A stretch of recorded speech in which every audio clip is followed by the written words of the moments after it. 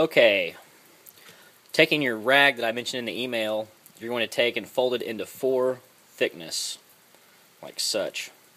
So that you have a strip of damp cotton or cloth. I'm going to lay it over the top of the Kydex like this so that the rest of the gun does not get heated. You just want to heat this area here that you're having trouble with.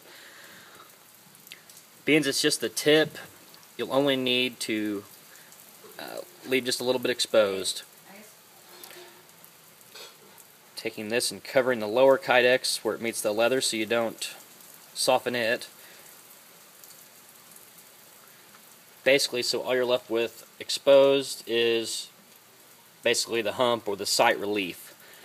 You'll take your heat gun, soften this up, focusing towards the end, keeping a distance of about 6 to 8 inches, and keep movement going the entire time, otherwise you can scorch it. You'll see when it starts to soften up. When it starts to soften up the slightest bit, you'll see it. Let's watch it really close, and you'll see it start to move. Once it reaches that point, stop.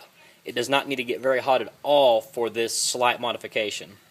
Once you get that slightly softened, you'll take your pencil that I also mentioned, put it in the sight relief, and just slightly pull back with it like such. And you can kind of watch as you're doing it. You might want to push down towards the leather a little bit, because that sounds like that's where the problem is occurring. Just pull out on that slightly, and take your cold rag, touch over the top of it, and you're done. You can remove the rag, check to make sure that the side is not hitting, and you should be good to go. Repeat as necessary. Again, sorry for the problem.